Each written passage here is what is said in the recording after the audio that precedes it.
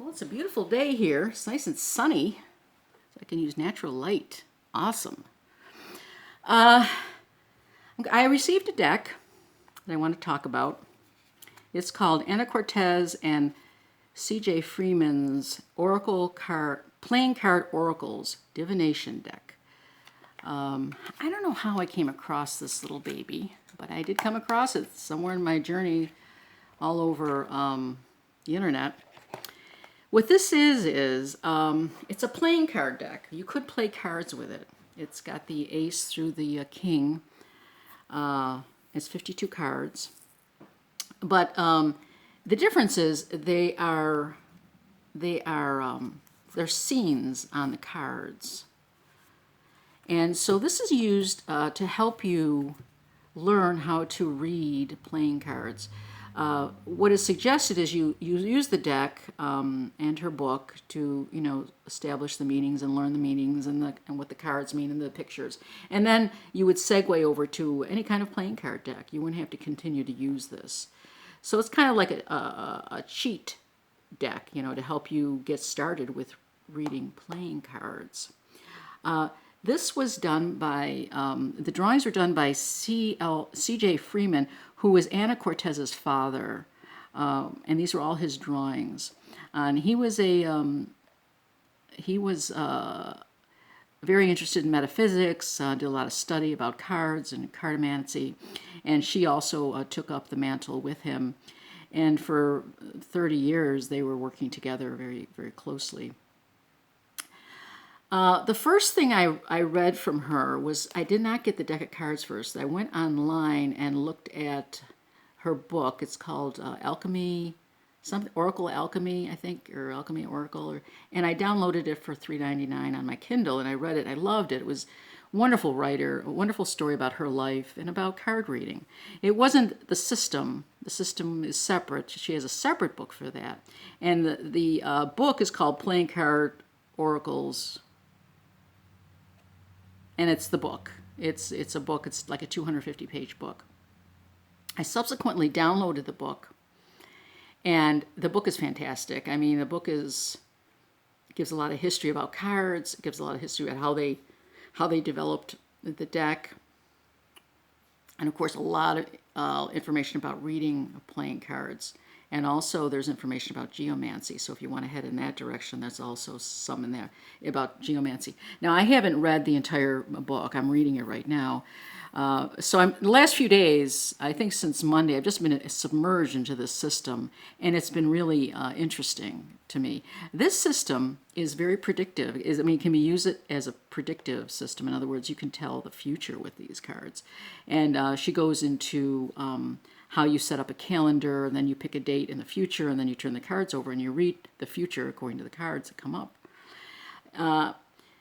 So it's really fascinating. Her website, annacortez.com, it's all Anna Cortez, one word, has a school there. So you can just go to her website and click on the school. I'll put a link to it on my description below. And you can get a really good sense of what she's doing by checking out her school. And it's all free. It's all on YouTube.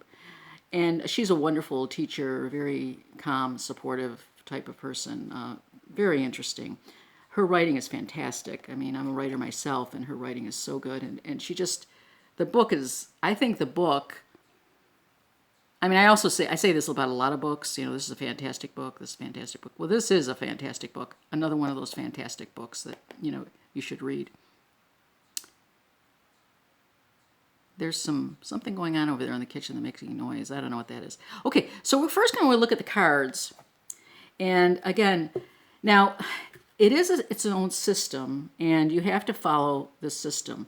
But there's just a few adjustments you have to make. They're not huge adjustments. She defines card reading. She says cards have three distinct qualities about them that make them perfect for reading, for divination. And that is numbers. Oh, does that mean 2 hours? 2 hours have gone up. Oh, I got to do something about that. I wonder what's going on there. Oh, no, never mind. It's for divination. It's the suits, the numbers, and the colors. So in some ways, as I was thinking about it, this has actually more to offer than a tarot deck, because it also has colors to come into play with the reading. So that's pretty interesting.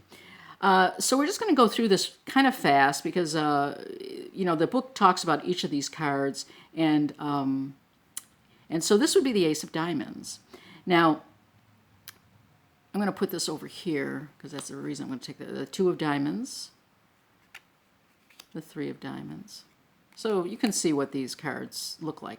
Now, don't start thinking about tarot when you're looking at this, although it could be helpful in reading tarot as well. These are her dad's pictures that then were put onto cards, numbered, colored cards.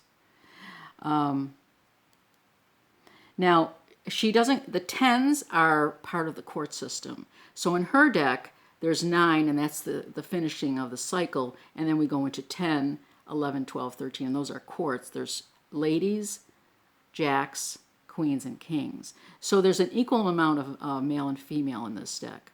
Now, if you were to use a playing card deck, you would get your 10 and make it a lady. I mean, you would just say it wouldn't be a completion card. It would be the first card in the court cards. So this can be adapted very easily with a playing card deck.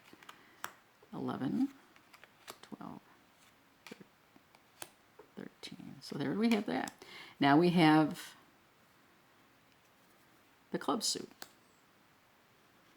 2, 3. Now they are different than the Rider-Waite system, certainly, and they are different, of course, than the pips, because there are scenes on this.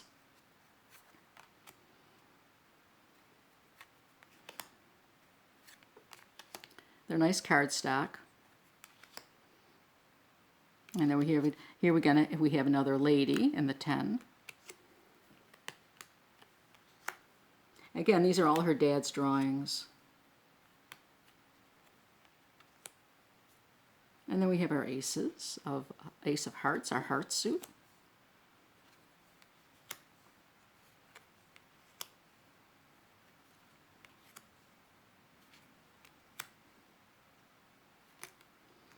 All her 7s in this suit are swords, and then she talks about why that is. All the 6s are sort of landscapes, because there's a path, you're walking down a path, so those are landscapes.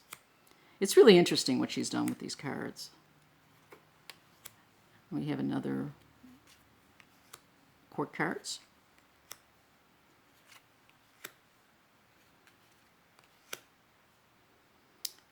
And I forgot to pull the hearts out. Let me pull the hearts out.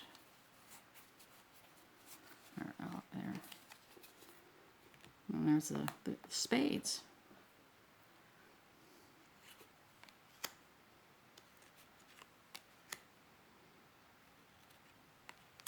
She has directional cards. The 4s are all directional, and she talks about why that is. There's north, south, east, and west.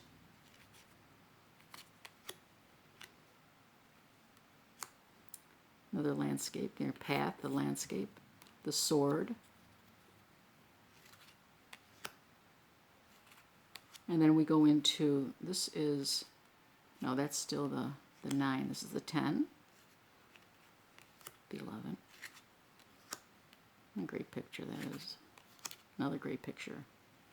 Okay, so that's the deck. Innocent enough, you'd say. Okay, so that's the deck here. Now one of the things that you have to rethink or readjust in your thinking are the suits. What element is attributed to what suit? And this is different than what you find in most cases of tarot. Okay, and how you lay your cards. Now, the first card, and she does cards up and down. I don't know how much I can put in this. I'll have to check. So she puts the cards in a.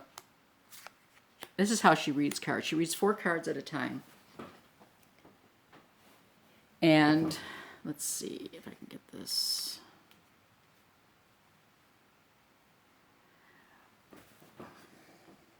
I don't know, I can't even see. Okay.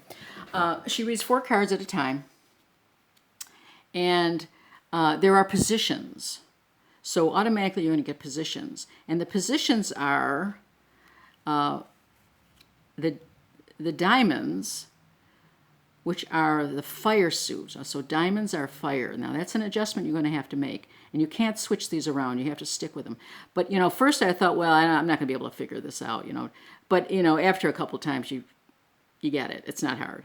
And that is considered the head of the reading. The second, these are positions, is the clubs. And that is the air suit. So clubs are air. Again, it's a little disoriented. And it's the throat, communication. Now, the elements themselves, what they actually mean are the same. So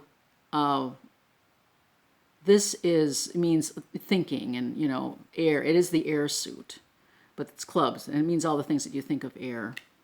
And then you have the torso of this reading is the hearts, which doesn't change. That's the one that doesn't change. And then there are the spades, which is the earth sign, or the pentacles. Now the thing is, I think when you work with this system, you're better off not thinking of the suits of tarot. You're better off thinking of the elements. Just think of the elements, and it'll be a very easy adjustment.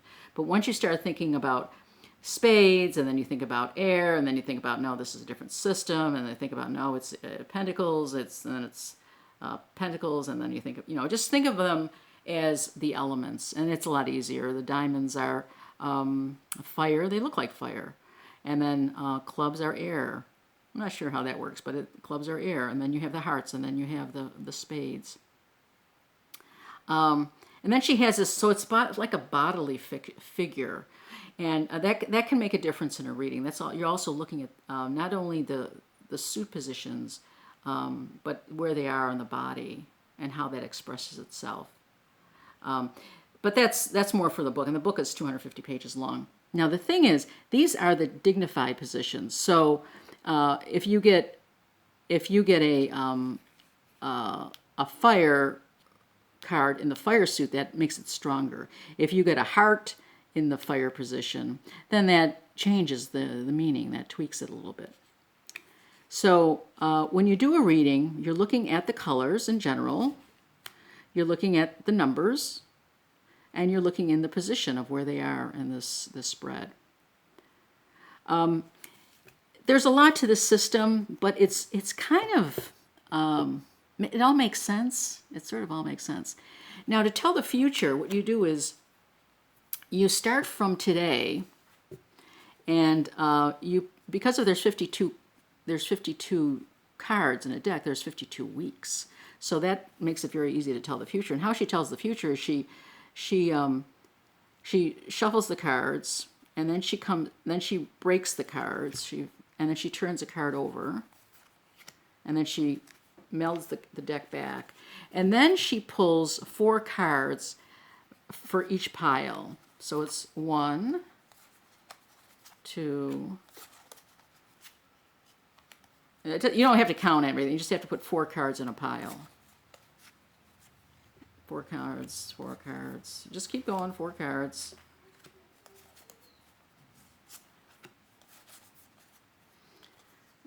There's 3 cards, and then there's this one on top, so that's 4. Then you stop. Wherever you pull the card over, that's where you stop.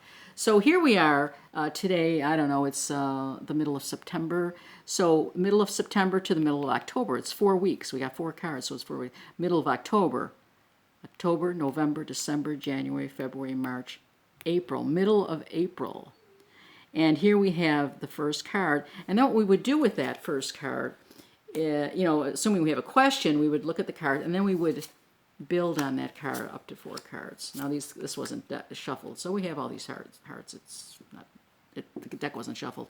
So, and then you would read this, and this would mean that in the middle of April, this sort of thing would happen, given your question. As Kelly in Truth and Story talked about, you have to understand what the future means and how much control you have of the future. and how you feel about the future and how you feel about predicting the future. And so you have to come to some your own interpretation or your own sense of what the future is and how you can know the future, if you can't know the future, all that stuff. For me, I think there's infinite possibilities in the future, and it's about where we put our attention to and what's drawn to us. I think if you read the future and with cards, that's an option. That could happen. And if you like that future, then you work towards it. If it's like a little uncomfortable, you say, well, I got to make sure I avoid that, whatever that is. So that's kind of how I would approach that. So the thing is, you learn with these cards, you get to know the meanings as best you can, and then you would segue into a regular deck of cards. You don't have to keep using this deck, although this deck is very cool. I mean, it's a very cool deck to look at.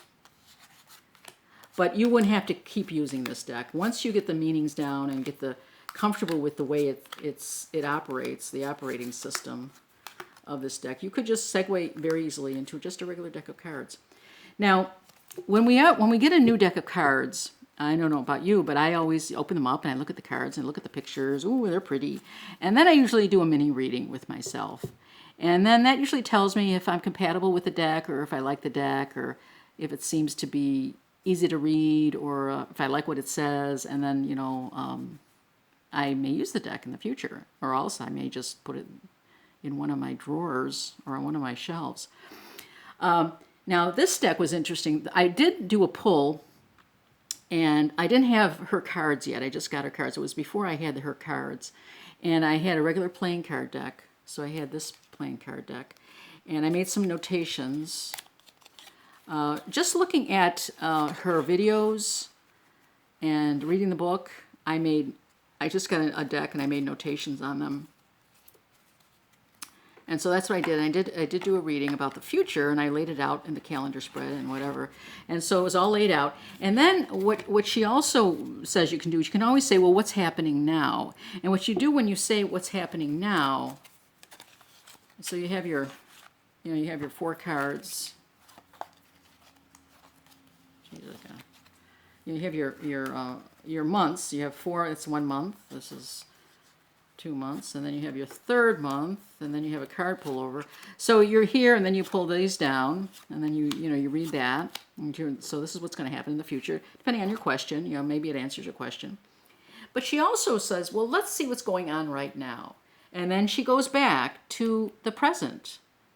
I mean, it seemed like you could just go back and forth. You could look what's happening right before this, what could happen in the future, and it said pull these cards. What's happening now? And so I pulled this set of cards, and this is what I got. Put these away so not to confuse myself. I got this laid out. Now, 10s are not 10s, as in like a playing card. They're considered ladies, so it's another court card. So I looked at this. Now, the interesting thing is I did this on I think a Wednesday, or I think I did this on Wednesday, and I'm looking at all these cards, and they're all people cards, the court cards, and they're pretty much people. I mean, they're pretty much people in your life, or I mean they have certain energies. Of course, they have the energy of the suit, but and now the thing is, at the time, I wasn't going out. I went out Saturday night, and then I had the farmer's market last Saturday, but I had been pretty much staying at home since Sunday, Monday, Tuesday, Wednesday, Thursday, Friday, even today. And I didn't see anybody. I don't even know if I talked to anybody on the phone. I had a lot of stuff to do around the house and that sort of thing. So I said, well, I don't know how this was in the current time. This makes no sense to me. But then, she talks about the void. When you look at the cards and you don't know where you're going, and it just looks like, and she just says, just relax and free. Just don't think. Go into the void. In other words, stop thinking and just breathe. So I did that, and then I said, well, now there's got to be something I can say with this, because I've read not the whole book, but I read some of the book. So I looked at it and I said, oh, there's the dignitaries, and so then I thought, oh, there's this is the spot for the diamonds. Well, there's no diamonds there. This is the club spot. So there's a king there. So I pulled that out. And then the next dignitary, this is the heart position. And there's a heart there. So I pulled that out. Now this is the spade position. So that's still there. Then I started looking at these two cards. These two cards, the king and the 10. And now it's not a 10, it's a lady. It's a young woman. So I saw, oh, there's a man and a young woman. The man's married to this woman, and this person, who is a younger person, is very emotionally connected to this guy.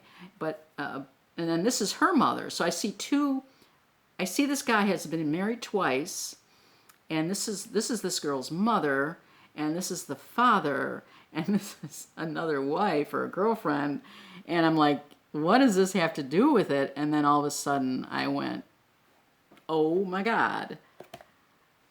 Anna Cortez is the daughter and her father is the king of clubs, and it makes all the sense in the world. You know, these were the dignitaries. I pulled them out. This is where the most of the energy is. And then I realized, what have I been doing the last 3 or 4 days? I've been trying to learn the system of done by Anna Cortez and her father, C.J. Freeman. And as I started mentioning before, you know, when you pull cards and you get something, and it's like, where did this come from? How did I get this answer? It's just like unbelievable. It's all of a sudden everything. I'm not going out. I don't know who these people are, and I still don't know who the people are, to be honest with you. But what's going on now?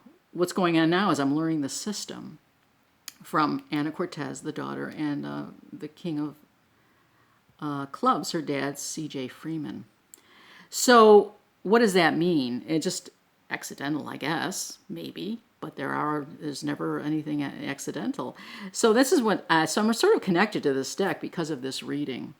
I also had a future reading, which I don't want to get into right now because it's too much to get into right now. Anyway, so it was really interesting, and this made me think, I got to keep doing this. Again, this is the Playing Card Oracle. This is the deck, but the book is the same. It's got the same kind of cover. You get the book. The book is out of print on Amazon, but you can get the book on her website, Anna Cortez. The download is available on the website or on Amazon. It's a fantastic book, and it's just I don't know. I think the system is really interesting. I will be doing more with this in my own readings, and I'm looking forward to getting the book so I can carry it around with me and study it and stuff. She also has a section on geomancy in the book. It's wonderfully written, great book. I strongly suggest. The cards are fantastic. And again, you don't really need the cards. You can just go and download. You do need the system, though, but then you can just use a regular deck of playing cards, whatever you have lying around. Okay, that's it for today, guys. Have a great day.